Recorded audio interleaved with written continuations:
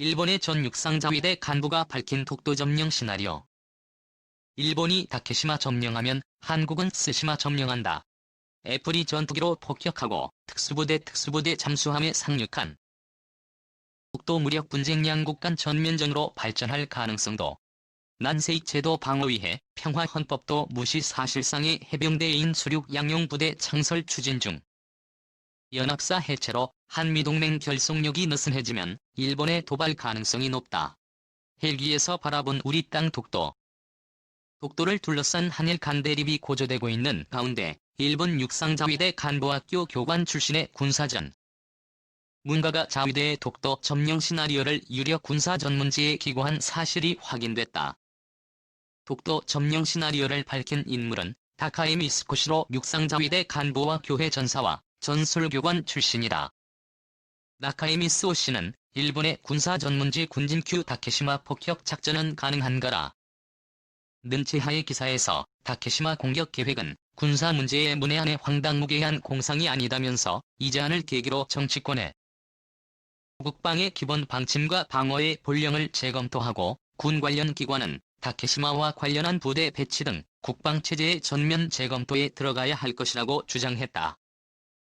군 F-4D, F-15K 전투기 편대가 독도 상공을 초계비 행하고 있다. 독도 무력 점령과 관련 일본인의 고뇌가 담긴 구체적인 시나리오를 작성한 이는 다카미스 오전 교관이 처음이다.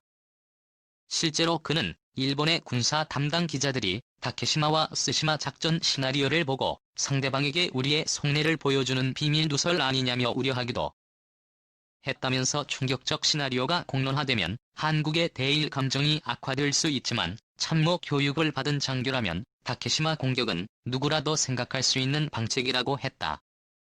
다카미스 오전 육상자위대 교관은 근대사 연구가였던 나카무라 아키라 도쿄대학 명예교수가 일본의 보수 우익을간지에서 제기한 포괄적인 다케시마 폭격론에 대해 군사 전문가적 견해를 덧붙이는 형식으로 기고했다. 생전에 나카무라 명예교수는 위에서 다케시마 폭격론을 주장하며 자위대의 현재 전력으로 다케시마의 암초위 시설들을 파괴하는 것은 어떤 무기체계로 어느 정도 규모의 공격으로 가능한가? 다케시마의 군사시설 파괴 행위는 국가 간 전면전으로 확대될 가능성이 있는가 등에 대해 공개적으로 지지했었다. 무력 도발 유도에 안보리로 가져갈 가능성도.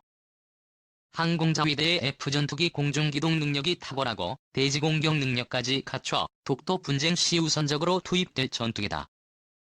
이런 정황에 비춰볼 때 현재 우리에게 닥친 급박한 안보 위협은 북한의 서해 5도 공격과 일본의 독도 무력 도발이다.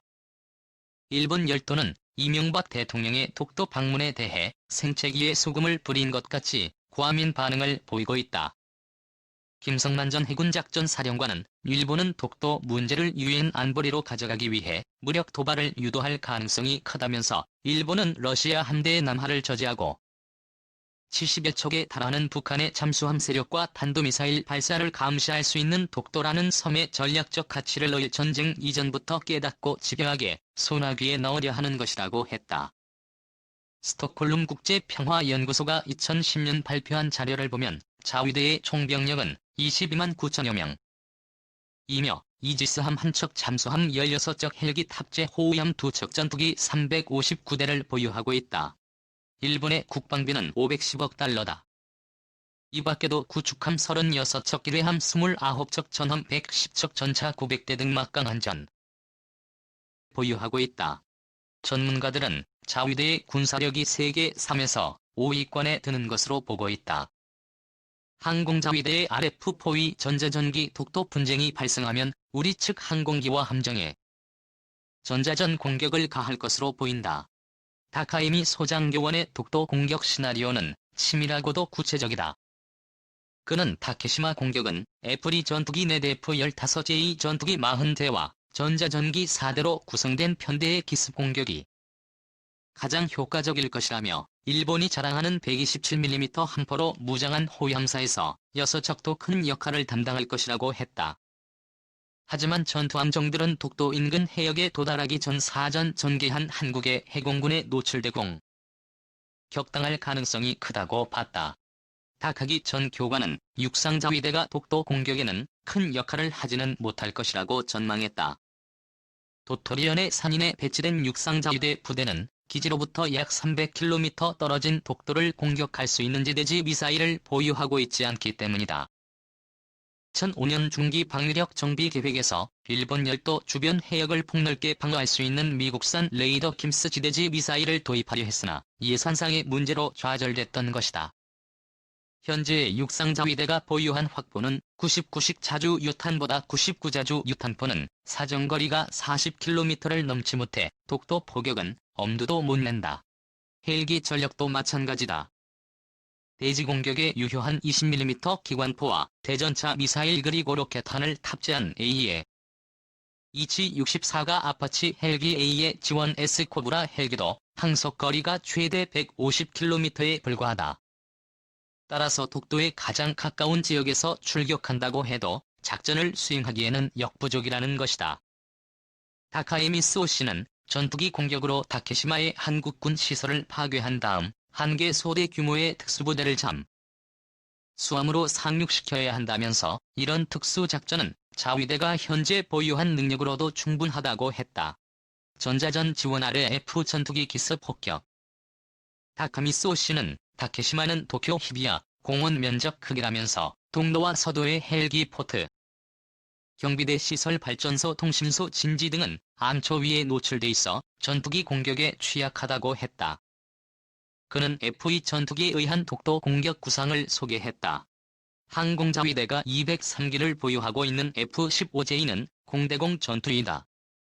따라서 일본은 F-15, 제2의 약점인 대지상 공격 능력을 보완하기 위해 F-2 전투기를 제작했다. F-전투기는 미국과 일본이 공동으로 개발한 혼혈 명품 전투기다. 태평양 전쟁 당시 미쓰비시 중공업의 엔지니어 호리코시 지로가 만든 걸작 비행기 제로센이 현대판 버전인 셈이다.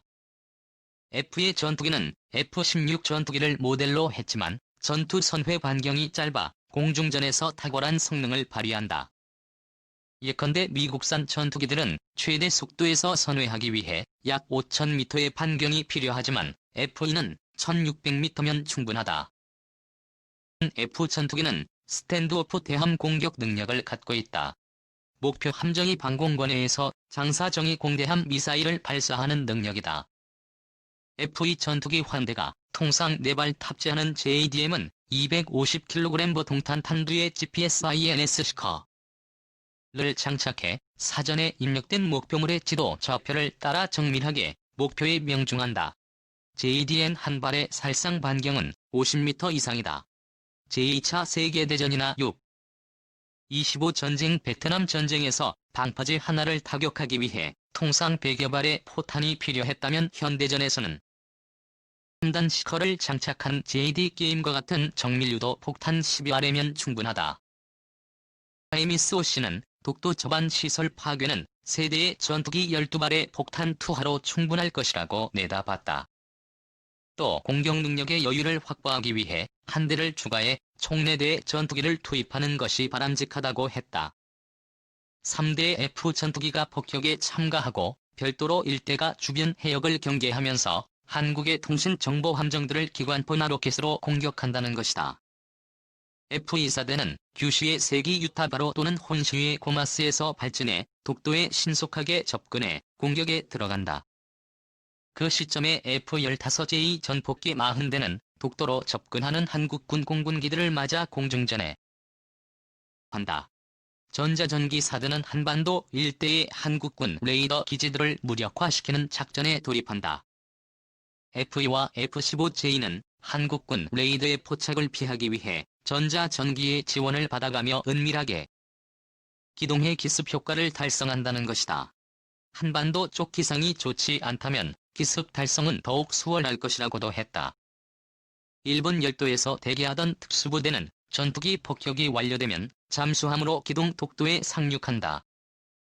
항공자위대 소속 전투기들은 독도 점령을 마치면 주변 해역을 엄호하고 호위함대와 잠수함대는 한국 측 반격에 대비해 초계 임무에 들어간다.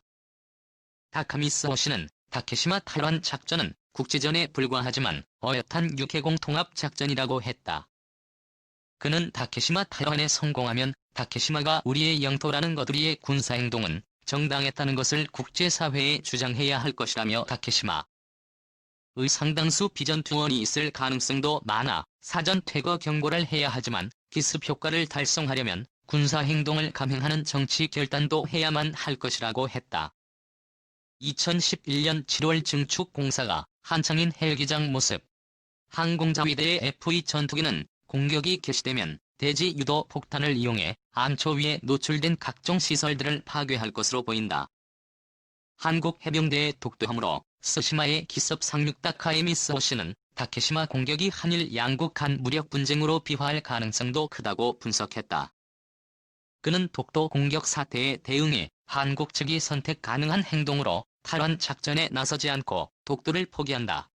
특수부대와 해병대가 해공군의 지원으로 독도 탈환 작전에 나선다. 일본의 독도 공격을 틈타 한국 해병대는 스시마 또는 이키를 점령한다 등의 가능성을 들었다. 다카의 전 교관은 한국인의 특성을 감안하면 독도를 탈환하는 대신 스시마를 점령할 가능성이 매우 크다면서 한국이 스시마를 점령한다면 대규모 국제 분쟁으로 발전할 가능성이 매우 크다고 했다. 그는 한국이 독도를 잃게 된다면 스시마를 점령해 거래 조건으로 내놓을 것으로 보았다. 한국군은 해공군 해병대 전력을 동원해 스시마를 기습할 것이고 혼시나 규슈로부터 증원군이 오기 전까지 주요 지역을 점령해버린다는 것이다. 다카시시의 스시마 점령 시나리오에 따르면 한반도 남부에서 CH-47 시누쿠 수송 헬기 5대에 분승한 공중기동부대의 1개 중대가 출동한다. 이들은 스시마 공항의 강화에 거점을 확보하고 해공군 등 후속 부대가 들어와 작전에 돌입할 수 있는 만반의 준비를 한다.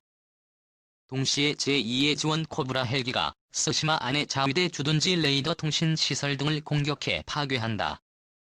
한국 공군의 KF-16 전투기는 서일본 일대의 스이기 유타 바로 고마스 등 공군기지 사세보마이 지로 등 해군기지 지대공 미사일 진지 등 핵심 시설들을 공격할 것이라고 했다.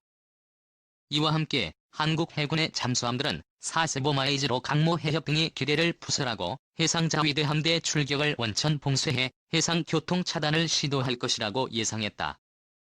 호항 또는 진해에서 출동 태세를 갖춘 약 1600명의 해병대원과 1현대 전차가 독도라는 LPD와 베레스티 세척에 분승해 스시마에 기습적으로 상륙할 것이라고 했다. 한국군은 전차 휴대용 지대공 미사일 박격포 중화기 등을 배치하면서 진지 강화에 성공한다. 다카의 전 교관은 스시마의 육상자위대 전력은 한국군을 상대하기에는 역부족이라고 했다. 그는 한개 중대에 불과한 육상자위대 소속 스시마 경비대는 산악지대로 후퇴해 규슈로부터 증원부대가 도착할 때까지 산발적인 유격전 또는 지구전으로 버텨나가야 할 것이라며 실제로 스시마 경비대가 이런 양상의 기습을 당했다면 치명적인 손실을 보았을 가능성이 크다고 했다. 다카의 전 교관은 한국군은 육상 전력 면에서 절대 우위를 보이고 있다며 특히 이어도 침공에 합한 특수부대 해병사단을 보유하고 있고 국가동원 체제가 잘 갖춰져 육해공 인력 보충이 원활하다고 했다.